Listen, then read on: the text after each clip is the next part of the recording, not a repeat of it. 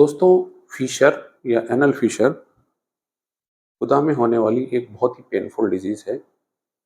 शौच करते समय बहुत अधिक दर्द का होना, उसके बाद भी दर्द का बने रहना, यह शो करता है कि कहीं न कहीं एनल कैनाल में कोई एक अल्सर बन गया है, ज़ख्म बन गया है, कट लग गया है, जिसको कि एनल फ़िशर कहा जाता है।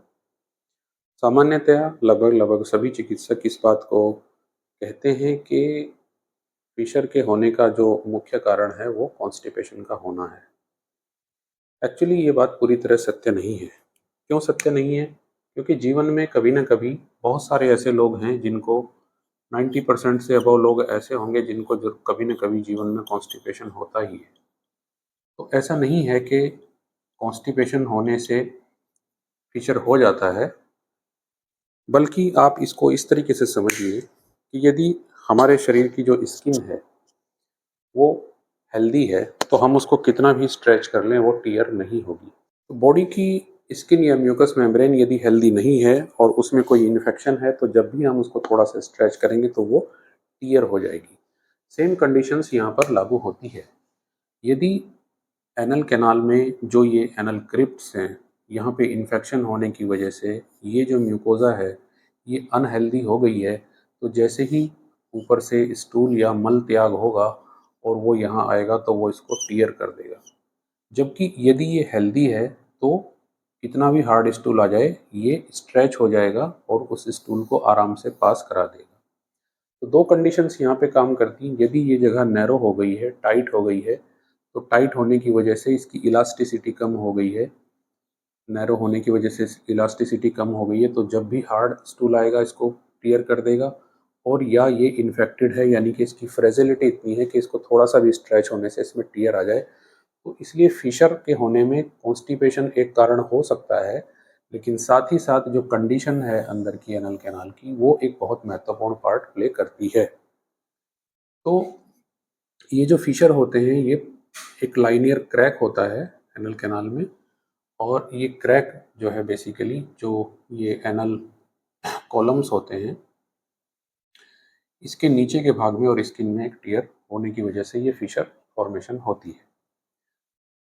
ये अपने आप भी भर जाता है या ड्यू कोर्स में इसमें हीलिंग होती रहती है, और इस हीलिंग होने के कारण से बाद में इसके मार्जिन पर एक छोटा सा स्किन की ग्रोथ बन जाती है, जिसको टैग कहा जाता है।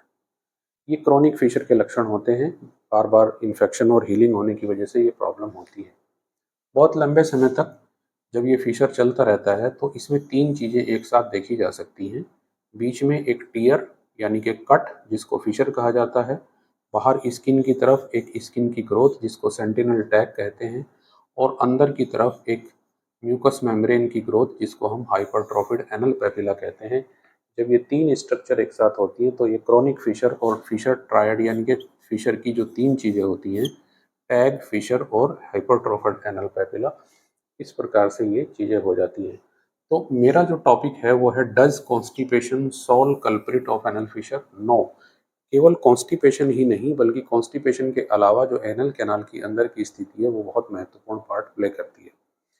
फ़िशर के ट्रीटमेंट में जो सबसे महत्वपूर्ण बात है कि जो इसके कारक लक्षण हैं, यानी कि जो कारक हैं इसके, जो उत्पन्न करते हैं, उनका निराकरण करना। तो जो यहाँ पे टाइटनेस है उसको ठीक करना, और साथ ही साथ जो यहाँ की कंडीशन है म्यूकोज़ा की, उसको इम्प्रूव करना। यदि ये इम्प्रूव नहीं करेंगे तो प्रॉब्लम हो जाएगी।